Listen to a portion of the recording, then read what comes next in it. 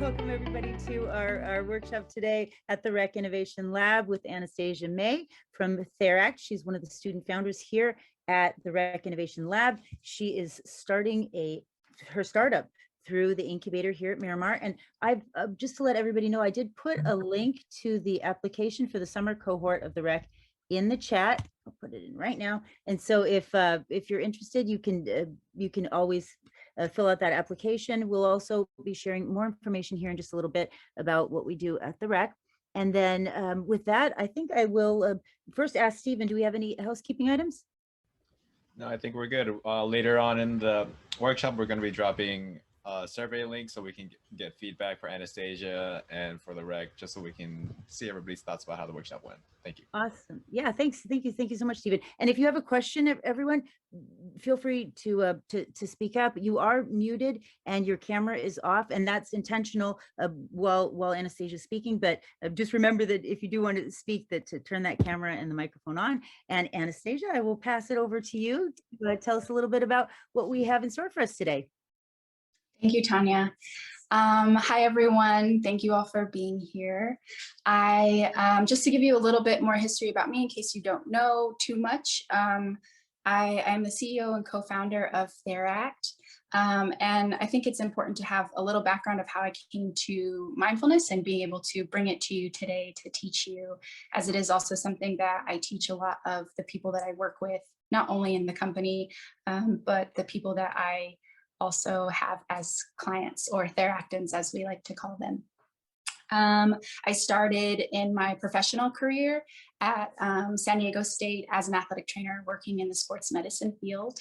And then from there, I worked all over the county with many different sports teams, and it was really fun and great. And I had a lot of amazing experiences, though I came to see very quickly how burnout can affect people, not just myself, but athletes as well. And then as I grew into my career and talking to other people in different career fields, it was a similar feeling across the board. And I started really seeing there was like a disconnect between how people work and perform and how they really wanted to work and perform, not just at work, but in all areas of their life.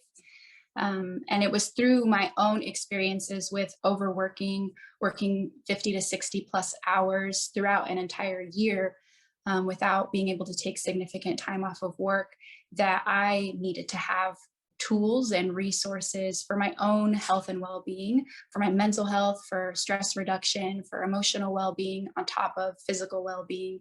And I turned to yoga.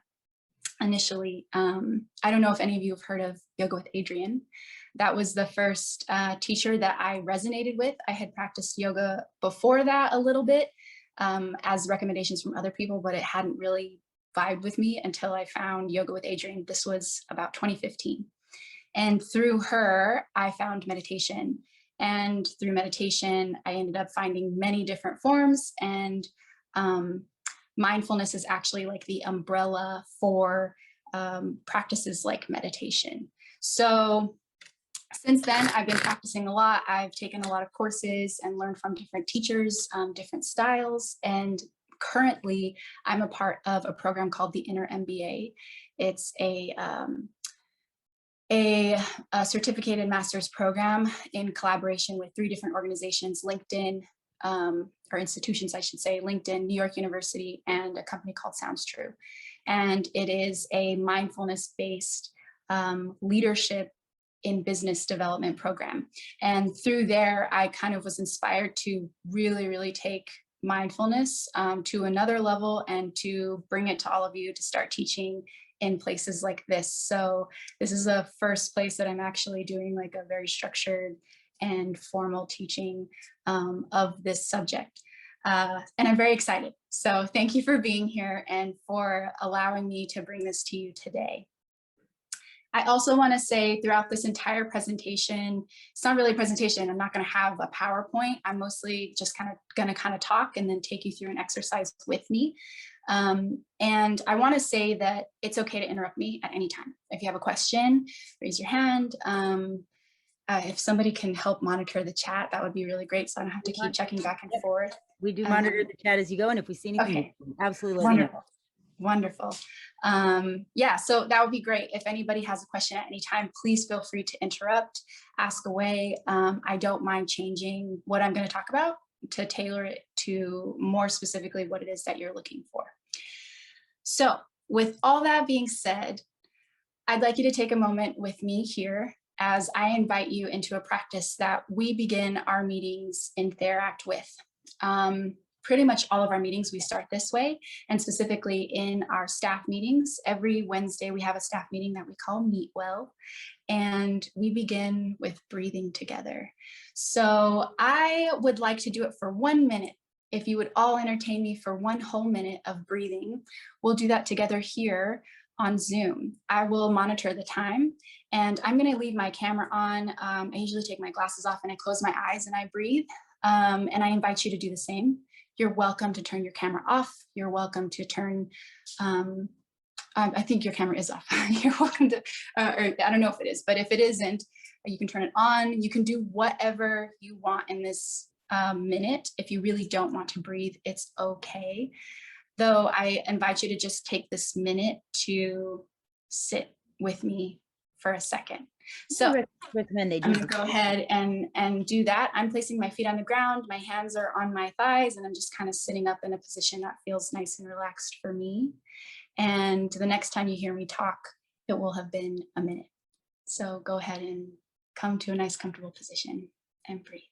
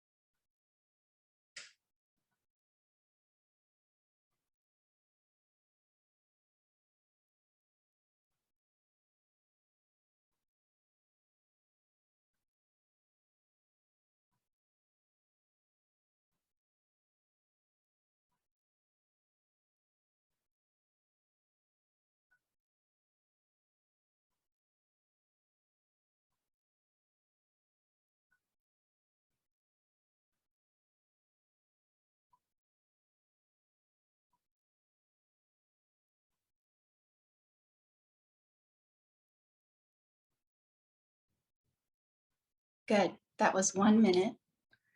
So everyone come on back as you're ready, and we will continue. I purposefully did not say what it is that you should be thinking about during that 1 minute. And I didn't give too many instructions on how to be during that time. I saw a comment, I think that the minute was longer, it felt longer.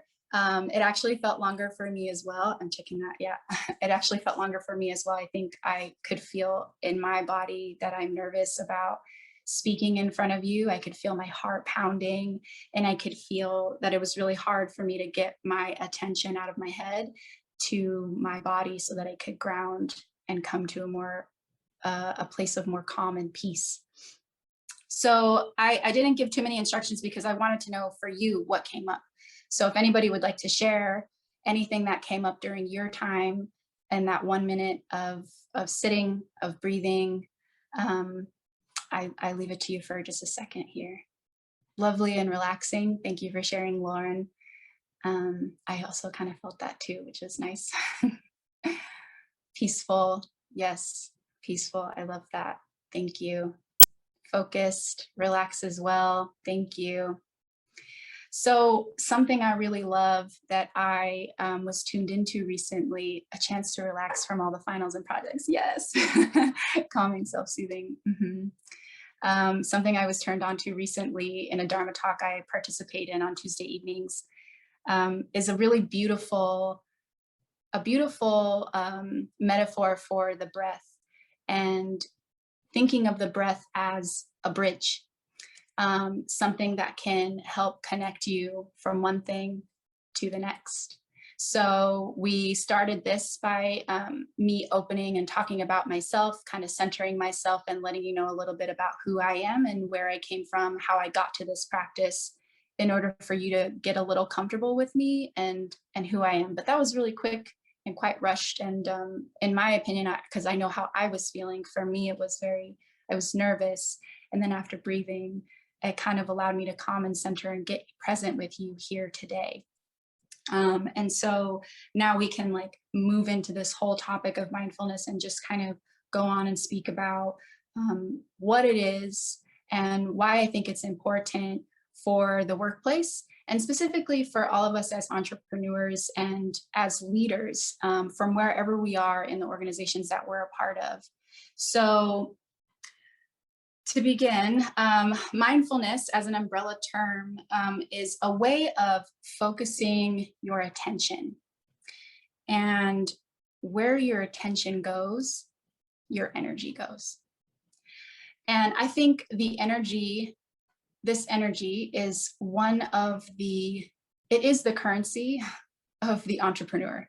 It is the currency of the human. Where your energy is, how you're able to show up in the world, is so absolutely important. Ever more so when you're going through really tough times, ever more so when you're in a difficult discussion, ever more so when you're just having a hard time showing up. And I think the consistent mindfulness practice can help you in cultivating a sense of energetic presence. And it can give you a sense of self-awareness of where your attention is and how you can learn to redirect your attention, sometimes at a moment's notice. And I kind of bring it back to what was mentioned before about how the minute felt a lot longer. It's interesting how sometimes making this time to slow down for even a minute can seem like such a mountain. But once you do it, it feels like you climbed a mountain a little bit, you know, like the 1 minute felt like, oh gosh, I was just so, thank you. You know, like I was thanking myself during that minute too for taking the time to go inward, for taking the time to give myself that peace, the much needed rest that Gabriel just commented on.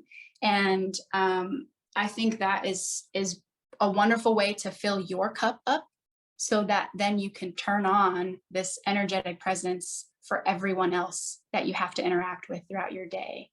And I think in business, it's ever more crucial because we have a way of touching so many people within one day in our work life.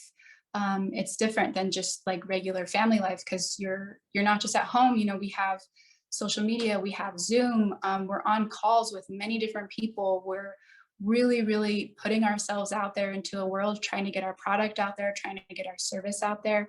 And when we're able to come from this place of presence, of self-awareness with compassion, it really bleeds into every part of your work. And more people will be able to see that and feel drawn to that, and want to continue to come back to you for your service, want to continue buying your product because of the humanness behind what you're offering. So to continue with the why, I kind of already mentioned some of these, but specifically just to like touch on these points so that you have something more tangible. Mindfulness helps create a better sense of self-awareness, presence, compassion, and liberation. And the self-awareness piece, I think, is really important. It's one of the key parts to getting to the other ones. If there's a lack of self-awareness, it can be really hard to build presence. It can be really hard to have self-compassion, to display self-compassion to others. And it can be really difficult to feel this sense of freedom, to navigate and move throughout your day, to make choices in your business, to say no when you need to say no, to create boundaries, to expand creatively in your business in one way or another. And I think this ability to be able to balance all of these things and project the energetic presence that you have within yourself can be enhanced through practices like mindfulness. So does anybody currently in this group have a mindfulness practice of their own? Anything that you do, whether it's meditation, maybe it's a mindfulness practice in movement of some sort of movement. I would love to know and see where we're at in the group, kind of get a feel for kind of who knows what. Yoga meditation, stretching in the morning, love it. Love it. Ooh, hot yoga, okay. Breath work, yes. Journaling, love it. Going on walks or hikes. 5 to 10 minutes of silence and focus on breath.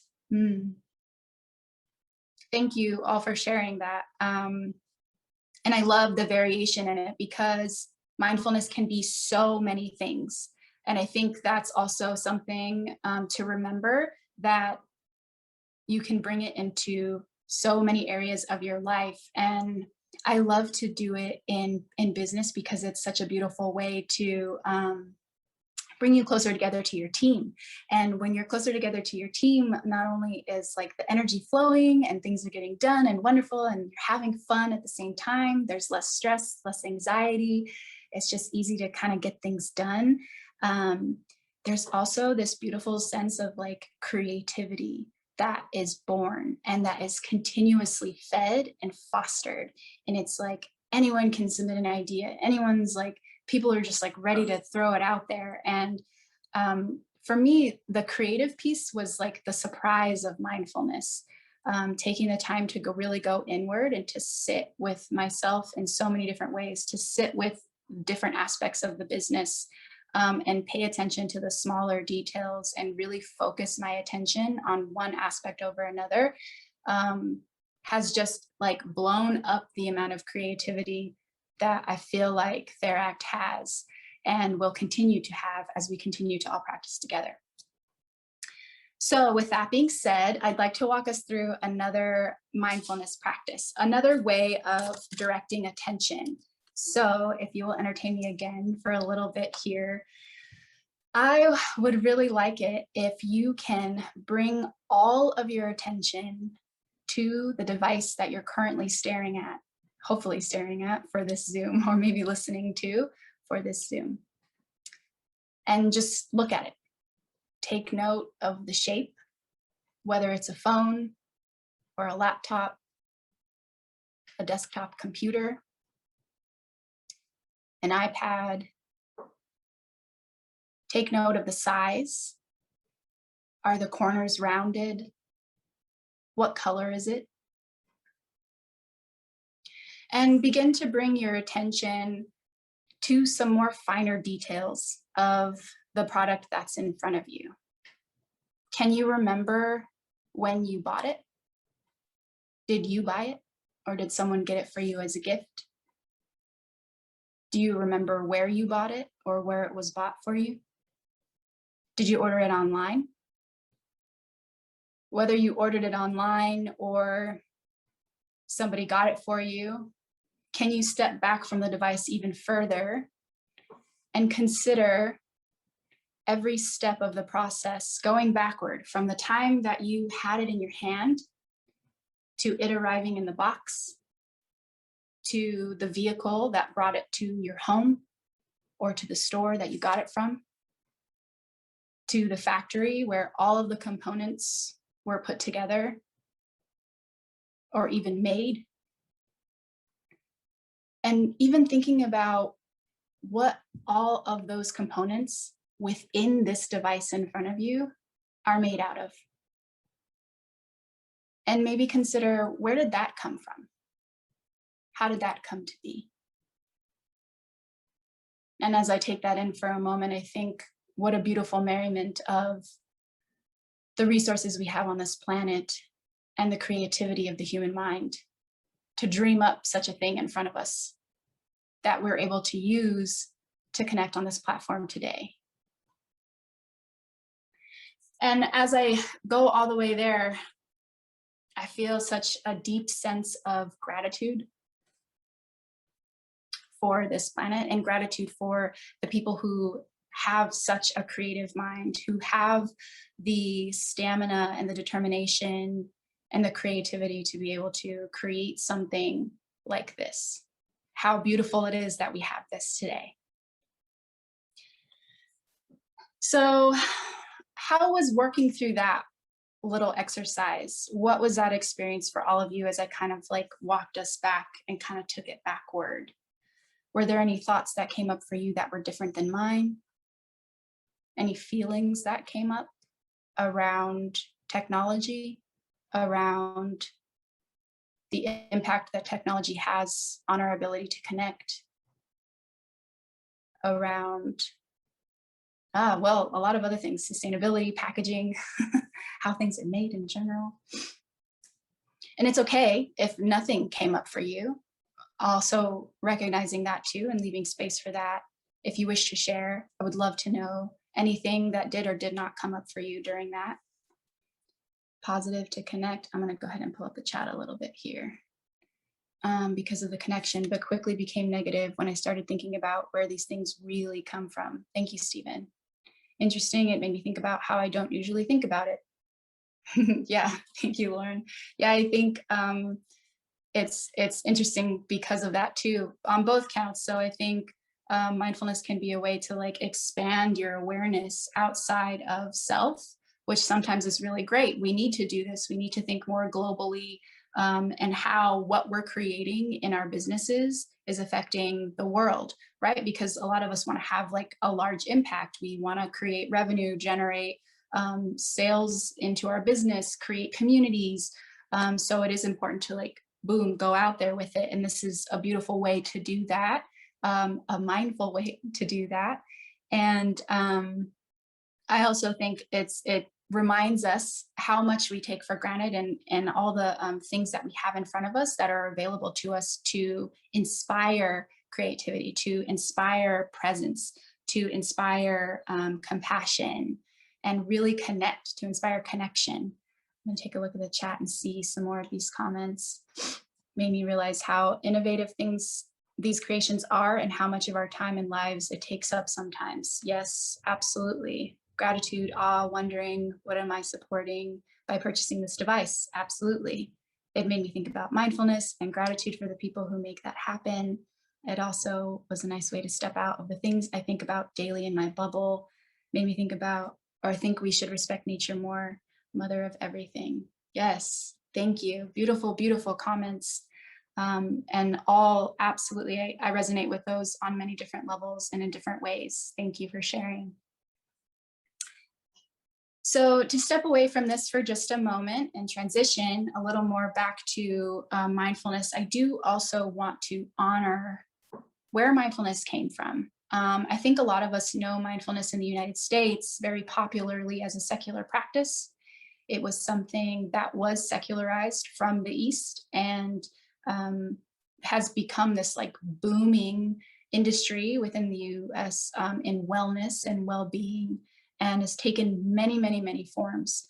Though it is a practice rooted in Buddhism and Hinduism and goes back over 2,000 years. And it actually is very much a spiritual practice.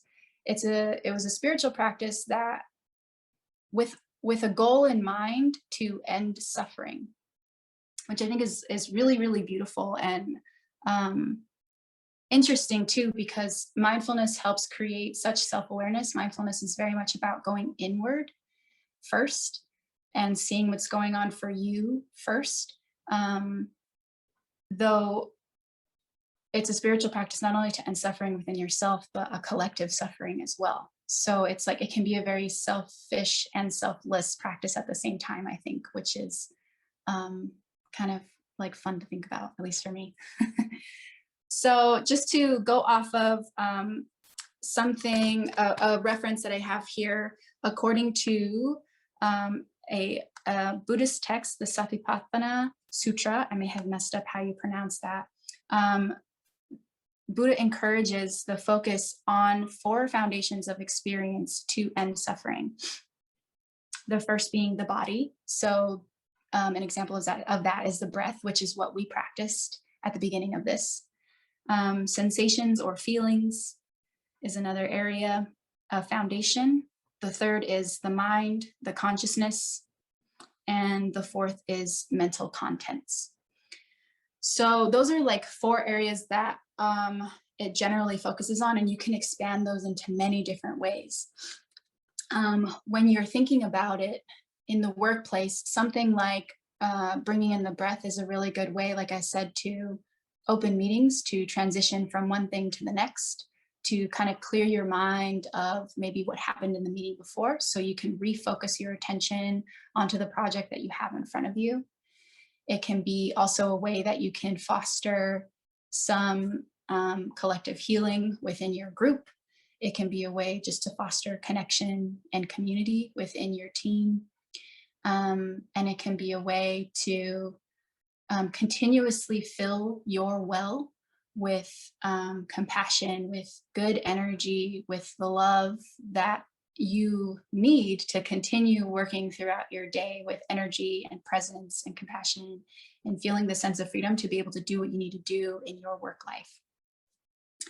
There are some other things that that you can do for mindfulness as well, which I think were already discussed. So things like yoga, things like hiking, walking, you can bring mindfulness to pretty much everything that you're doing.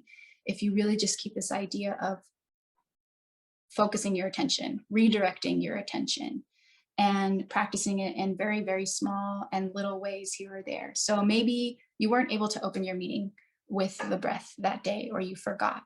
That's okay. So what I do sometimes is while I'm speaking to somebody, let's say it's like a difficult conversation. Those happen sometimes, right? So let's say it's a difficult conversation, and it's difficult only because you're not agreeing with the other person on a certain topic. It's not really an argument. It's just hard to hear each other. And so sometimes when I'm in those situations, it can be really easy to get triggered, to check out, to fall into my own line of thinking, to put up a wall. There's lots of different things that we do sometimes when we're faced with discomfort. And so in those moments, I bring my attention to the breath, actually. Because if you think about it, you're already not fully listening to the other person because you're so wrapped up in holding on to your position, holding on to your idea, waiting for the next opportunity for you to be able to speak. You know, you've had different things going on, so you're already in your own self and just kind of like listening. So if you take this lens of mindfulness and focus on your breath for just like a breath or two while the other person is still speaking, it can be a beautiful way to bring the energy of the conversation down.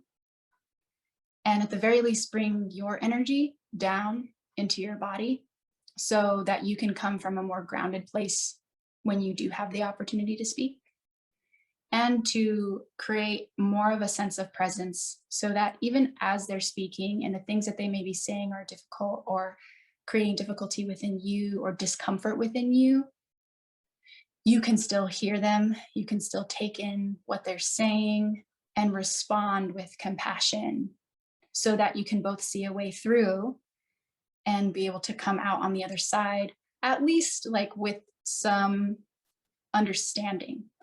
There may not always be a solution, but I think taking this approach is like a different way to navigate a difficult scenario, and maybe a more creative way. So what I do, practically speaking, is somebody speaking, they're saying some words, and I'm over here in my head, and then all I do is I inhale just kind of silently to myself, some love, and then exhale to myself, some love.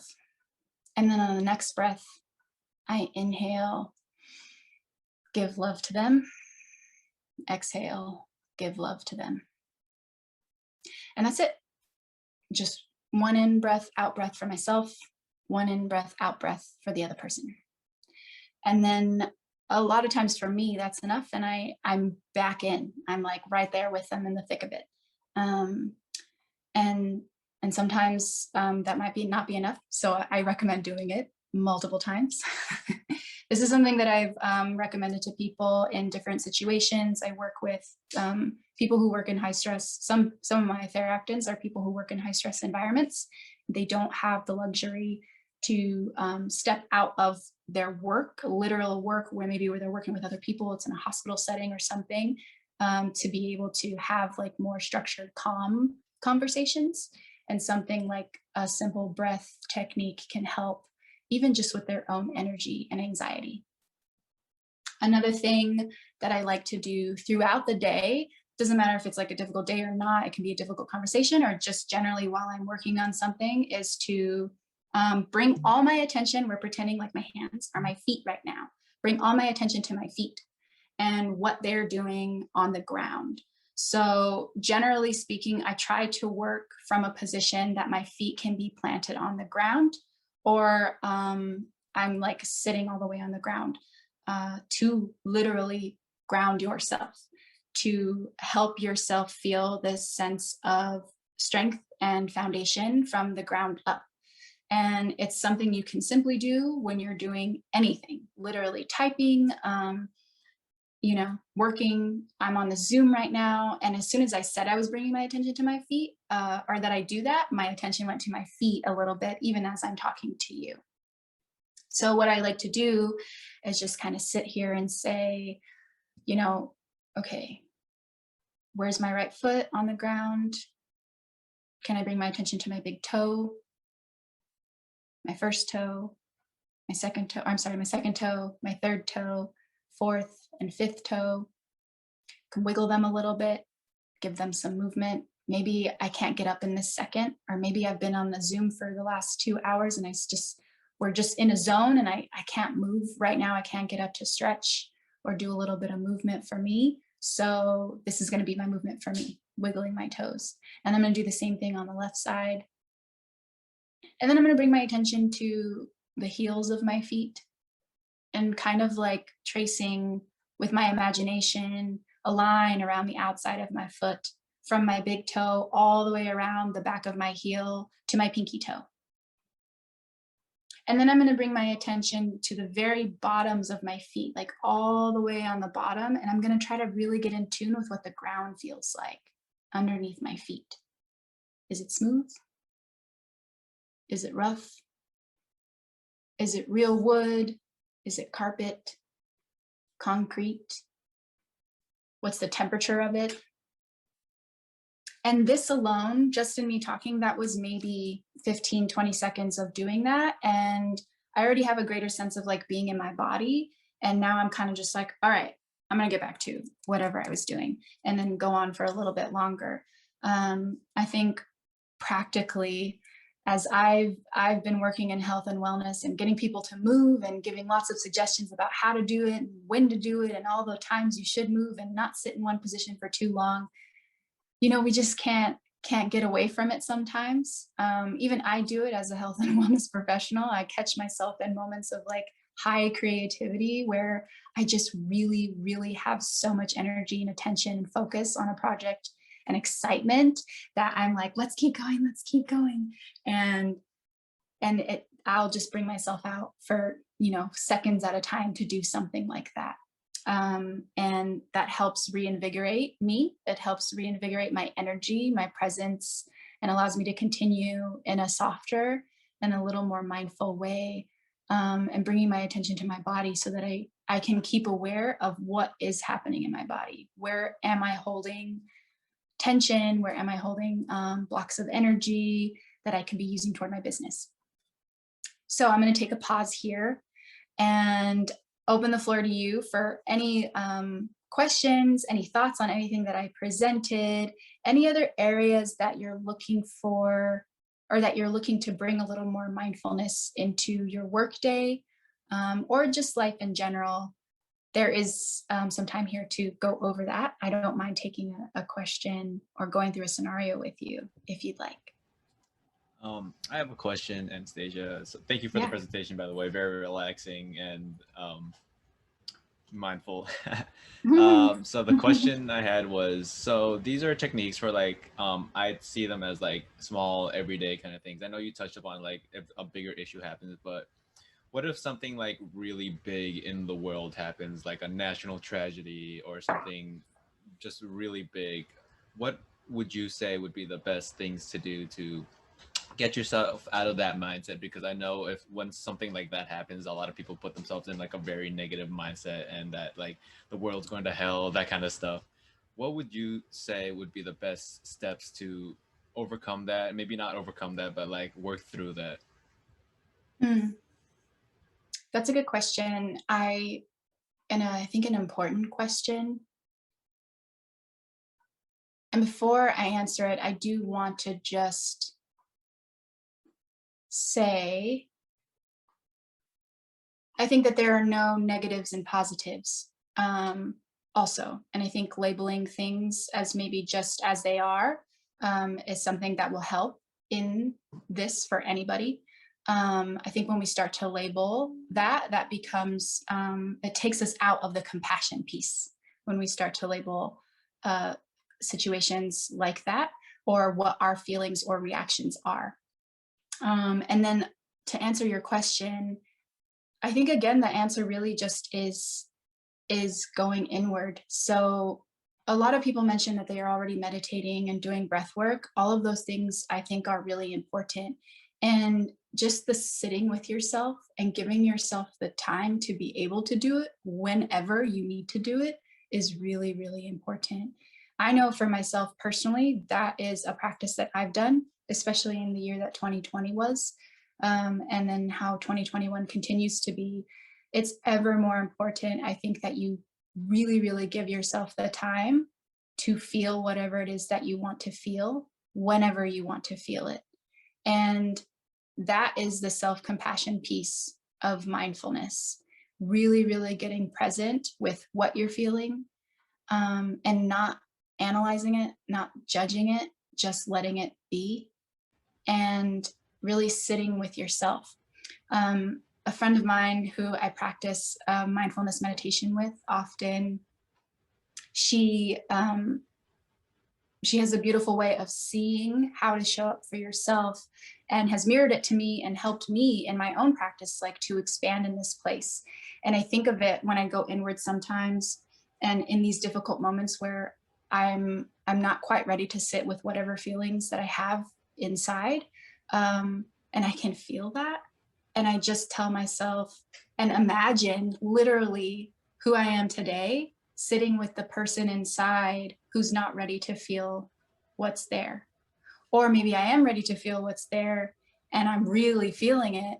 And I just imagine, like, literally I'm sitting right next to myself and I'm just showing up there like I would for a friend, like I would for a close family member, somebody that I loved.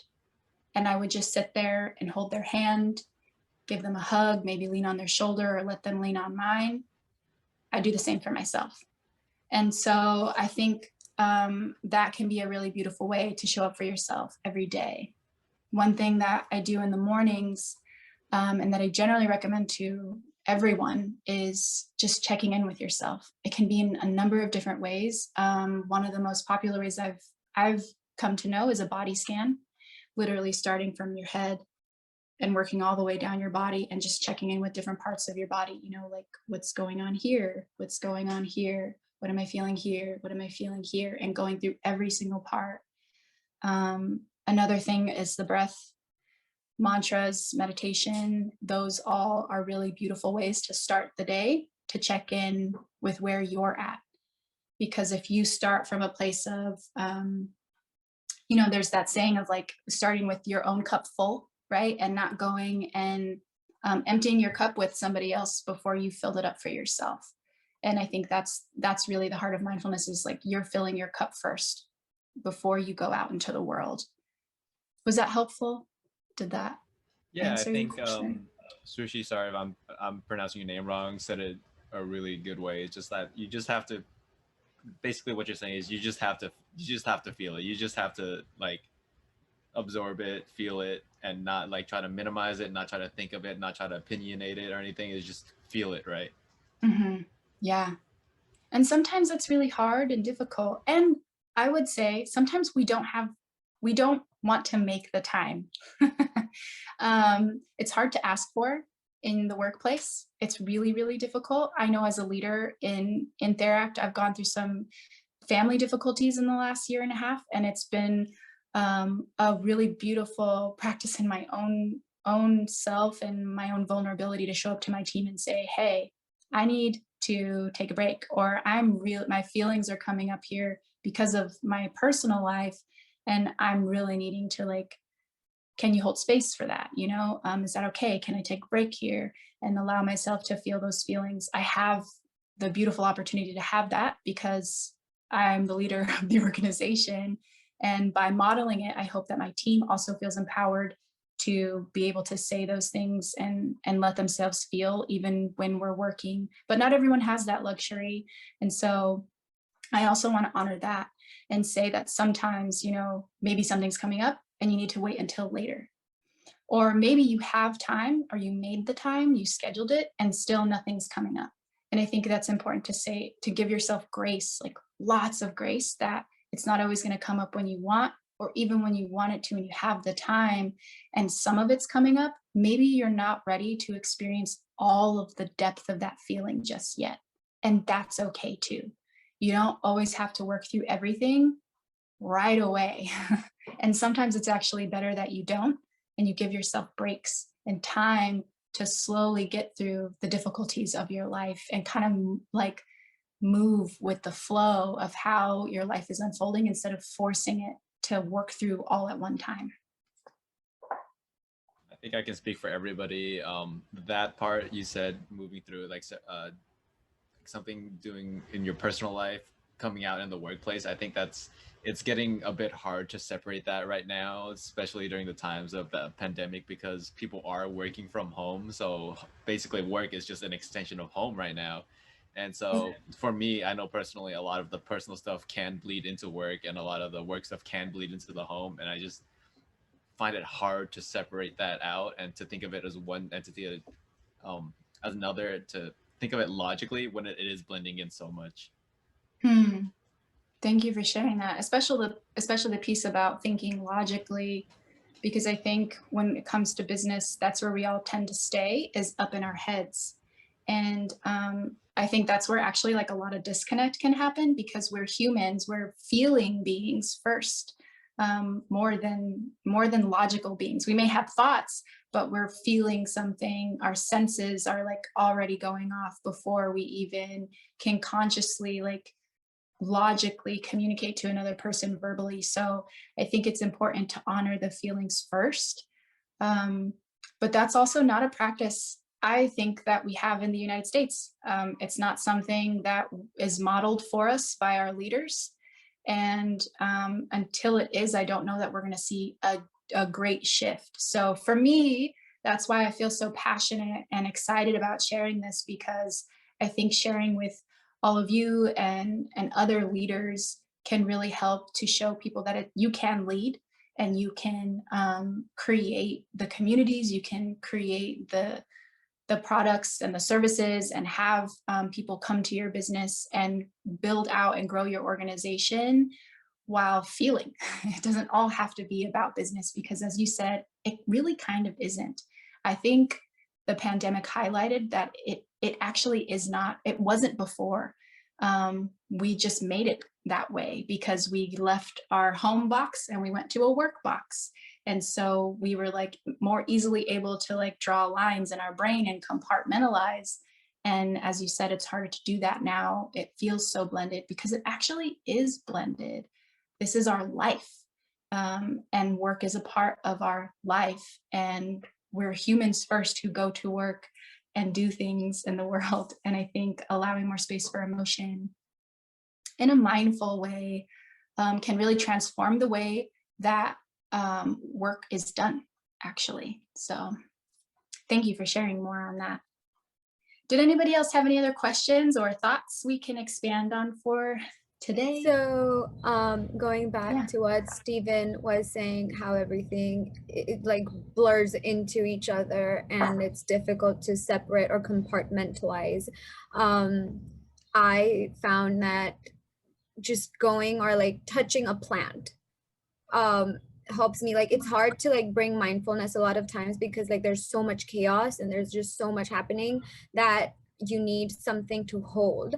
And like just holding a leaf or a plant and like knowing, like trying to be one, because you end up feeling anxious and alone a lot of times, and you don't know how to process things, and you actually do, you just have to dial down everything else that's going on in your head, which is probably not even your problem, but it's probably someone else's problem, but you're stressing about it.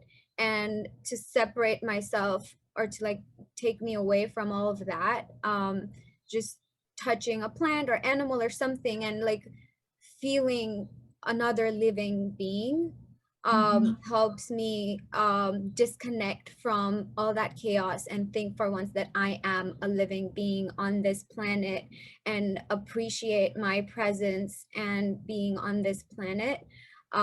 Really helps me ground myself and like, and then like slowly like make space in my head to like process things one after another.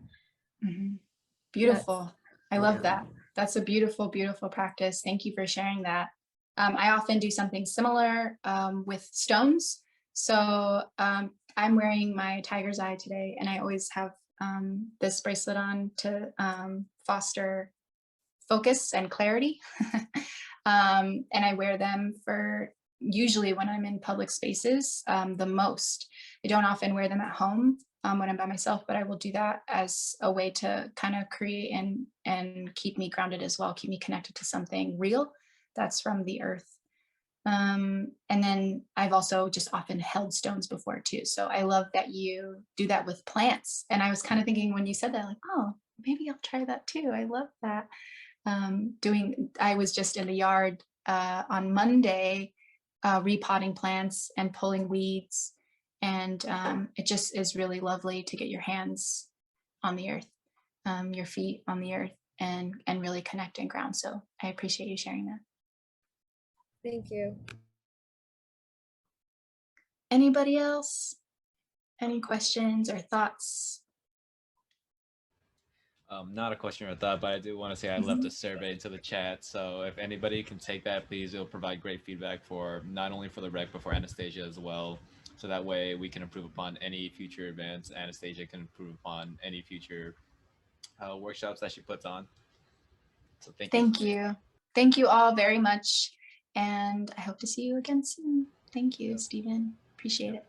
If there's nothing else, is there anything else you want to leave us on, Anastasia, before we end it? It's about time. No, I think mostly just take care. Fill your cup first before you go and give your energy to another. Thank you. Thank you so much, everybody. Thank you so much, Anastasia. You're welcome. Thank you. Bye. All right, thanks. Bye, everybody. Hi, everyone. My name is Tanya Hertz, and I'm the director of the Regional Entrepreneurship Center, the Rec Innovation Lab at San Diego Miramar College. And I'd like to thank our partners at this time and give a special thanks to SDSU's Lavin Center, the SDSU Zip Launchpad. We'd like to thank the California Entrepreneurship Educators Conference. Also like to thank Harness, the Brink SBDC at USD, San Diego Unified Schools. We'd also like to thank School of Entrepreneurship and Technology, High Tech High, the Regional Advisory Committee, Alex Waters at the Jacobs Center, Connect All, 21IQ Labs, Startup Quest, Productified. I'd like to thank Course Key and Tech Coast Angels. Thank you to Village Up, City Heights Development Corporation, San Diego Angel Conference, Startup San Diego, SBDC, SCORE San Diego, We Are Kingdom, New Media Rights, San Diego Tech Hub, Origin 63, Ambrosio 15, OmniSync, Optima Office, Proven Recruiting, Craft Leadership, GS&L Consulting. Thank you to all of our partners. We couldn't do what we do without you. Thank you.